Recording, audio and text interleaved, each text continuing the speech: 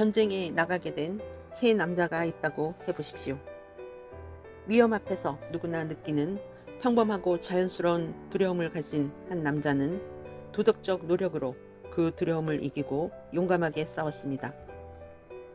그런데 다른 두 남자는 잠재의식에서 비롯된 터무니없는 두려움이 너무나도 큰 나머지 도덕적으로 아무리 노력해도 싸울 수가 없었습니다. 그래서 한 정신분석학자가 그들을 따라가 치료를 했습니다.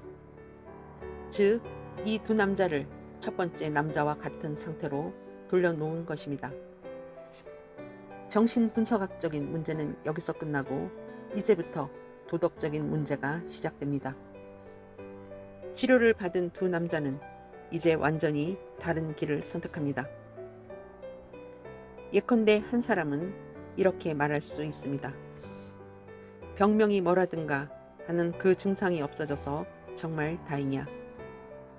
이제야말로 내가 하고 싶었던 일을 할 수 있게 되었군. 나도 이제 나라를 위해 의무를 다해야지 라고 말하는 반면에 다른 한 사람은 이렇게 말할 수 있습니다.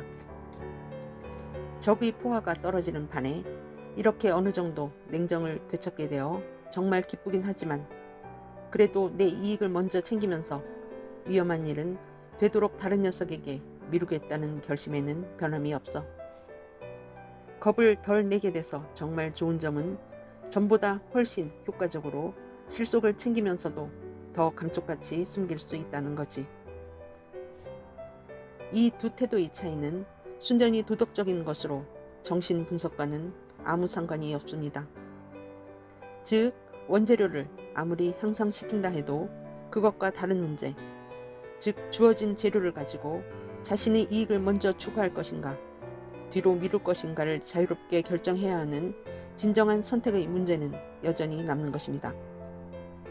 이런 자유로운 선택은 도덕이 관여하는 유일한 영역입니다. 마지막으로 한 가지가 더 있습니다. 올바른 방향으로 나아가면 평화뿐 아니라 지식도 얻게 된다는 사실을 잊지 마십시오. 사람은 선해지면 선해질수록 자기 안에 남아있는 악을 더 분명히 깨달을 수 있습니다. 반면에 악해지면 악해질수록 자신의 악을 깨닫지 못합니다. 어느 정도 악한 인간은 자기가 그리 좋은 사람은 못 된다는 것을 압니다. 그러나 철저하게 악한 사람은 자기가 옳다고 생각합니다. 깨어있을 때는 잔다는 것이 무엇인지 알지만 막상 자고 있는 동안에는 모르는 법입니다. 맑은 정신으로 제대로 계산을 하고 있을 때는 실수를 해도 금방 알아채지만 틀리게 계산하고 있는 동안에는 자기 실수를 알아채지 못합니다. 취하지 않았을 때는 취한다는 것이 무엇인지 알지만 취해 있는 동안에는 모릅니다. 선한 사람은 선도 악도 다 알지만 악한 사람은 선도 악도 다 모릅니다.